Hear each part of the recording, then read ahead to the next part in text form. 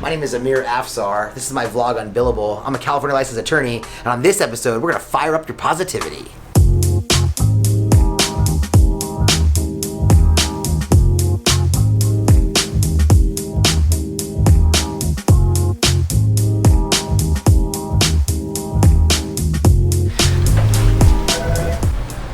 What's up? Another day living the dream, dude. I have no idea what's up. I have so much paperwork to do. I see it. Caught up. I can't get water. That's the real problem. I can't get water. Oh, you know what I learned last episode? What's that? I need tighter jeans. Tighter jeans? When I walked away, I'm like, this looks terrible. I just thought, like, I did. I'm being serious. I'm like, this looks horrible. Now I'm all paranoid about it. And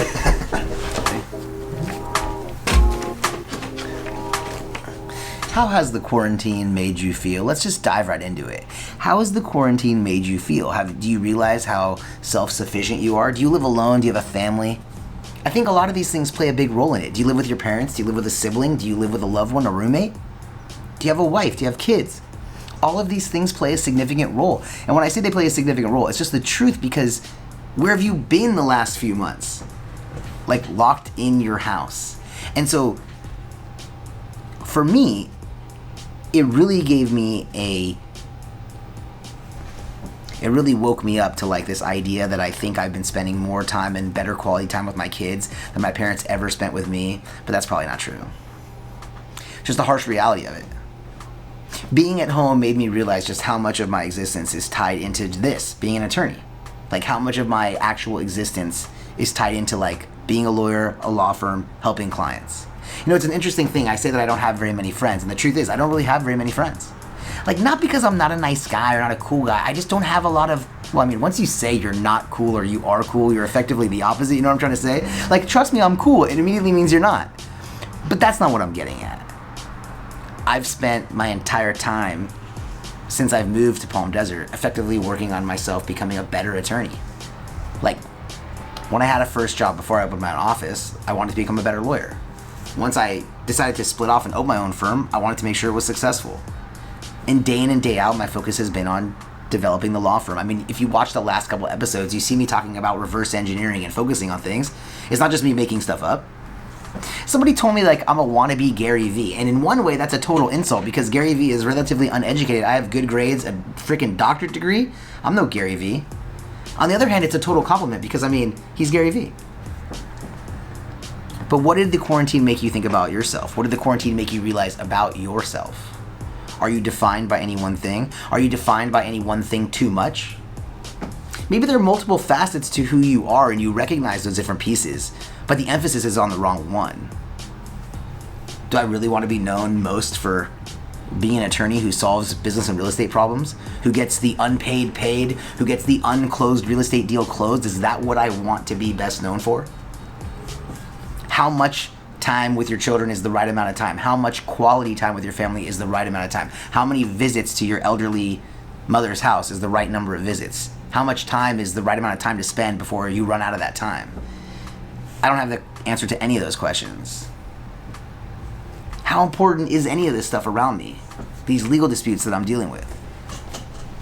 How much do I wonder and worry about my own business versus the business of the clients who I represent? Because remember, my business is really based on their businesses. If their businesses go down, well then, guess where my business is going too? But is that what I should be most focused on right now? I do have 2 young children. How are they holding up in all this? Doesn't that matter more than how my clients are doing? Maybe it does, maybe it doesn't. Will they be in school? Or will they be at home on Zoom? Will I be here? Or will I be at home on Zoom? The quarantine not only has you thinking about things back then, but things going forward. What will the new normal be? Is there a new normal? Are we going back to how things were? What am I talking about, Luis? Is this on? yeah, I just want like free. Is it on? Yeah. Here's my problem. You ready? Here's my problem. I did miss the law office. I did miss being the lawyer. And I probably missed doing this work way too much. That's the recognition I came down with. What does define me is the thing that I put my time in. And whether I like it or not, That's the reality I've built for myself. You make your bed, now sleep in it. I've made my bed, but I'm not tired. I'm not ready to go to sleep yet. Why can't I make another bed? Why can't I do more things? Who said I can't do more things? Who said I can't make another bed? Who said I even have to go to sleep at some point at all? It's interesting because on this episode, I want to talk about this because I didn't really have a topic to talk about. But we have everything to talk about. People are way more eager to share negative experiences than they are to share positive experiences, except for Las Vegas. Think about that for a second. When your friends go to Las Vegas and they lose their money, they don't really tell anybody. They just said, hey, I had a great time. But when they go to Vegas and they win money, they tell everybody every little detail. I had 2 kings. The dealer had a 7 showing. When he flipped his other card, it was a 4, and I got really nervous. I thought he might have 21 when he flipped his next card, but instead the next card came out and it was a 3 and he had 14. I took a deep breath, and then the next card came and it was a 10 and he busted and I won. They tell you all that detail when they win, but when they lose, it was Vegas, we had a good time. Then remove Vegas from the equation and think about you and your friends. Yeah, you, me too. All of our ordinary experiences. When things go well, we tell no one anything, but when things go poorly, we tell people everything. Don't believe me? Check Yelp. Right? The vast majority of reviews online, not just for me. I mean, for me, they look pretty good. I mean, I'm not gonna lie. Take that out, Luis. But for the vast majority of people, Yelp reviews online tend to be negative. Look, let's be more realistic. You don't have to take that out, Luis. Let's be straight with it. I got some good Yelp reviews. I got some bad Yelp reviews. I got a lot more good than bad, but it's because I kind of have a big, I don't know, internet presence. Social. Hi, hey, how you doing? So like, people find me more on the internet. When they have a good experience, they might be more likely to write something positive. But generally speaking, think about yourself. Think about how many reviews you've written online. Think about when you think about signing up for one of those sites, what is your mood? Are you so happy with the service you receive that you can't wait to sign up for some new website to tell everybody about it? No.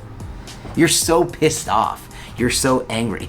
Anger motivates action way better than happiness ever could. There's a quotient of like accepting happiness and feeling it and absorbing it and thinking you deserve it that comes with it. That never ever comes with the negative side. When something bad happens to you, you never think, well, hey, things have been going so well. It's about time something bad happened. You never think that. You think to yourself, oh, this had to come and ruin everything. And if you think I'm just making commentary about everyday scenarios that people go through, that's not true. It comes into my actual law office. When people get sued, when people have disputes with their employees or with their customers, or when they can't get paid on a project or a real estate deal closed. They come in with those problems. And they never say things like, everything was going great, I was due for a problem. They say things like, why did this happen to me? Why do I have to deal with this? I don't deserve this. When you have something good happen to you, be aware of it. Celebrate it the same way that you let that negativity when something bad happens to you fester. On previous episodes, I've talked about sort of the group experience with winning and losing. That when you win as a group, there's like this shared great experience. And when you lose as a group, there isn't really the same sharing of the losing. There's always like finger pointing. It was that guy's fault that we lost, right? Yet if you think about it, in just your everyday ordinary life, your experience at the gas pump, your experience at the grocery store, your experience at lunch today, if you have a great experience, you tend to just think that's what you're supposed to have. But when you have a bad experience, you tell everybody. And right now we're living in a situation where people need positivity, but that's not my job. It's not my job to make people be more positive. That's not my role in this. But I do like to help develop businesses. And I do like to grow businesses, especially the good ones. So if you're out there and you have something good happen to you, I don't know, maybe they give you an extra set of fries with your burger or something. I don't know, something positive of any kind. A good experience with the staff. Who knows? Talk about it. Share it. Help those positive and good businesses grow. I can assure you, the bad ones, the ones that weren't holding up their end of the sort of business consumer contract, they're already having problems anyway. But the strong ones, the good ones, they're not promised tomorrow. So if there's a place that you really like that's really doing something good, there's multiple reasons for you to kind of absorb and discuss that positivity. And trust me, I think the world needs that right now more than it needs that. If I could give 0 stars, I would. Subscribe over there. Click the episode right here.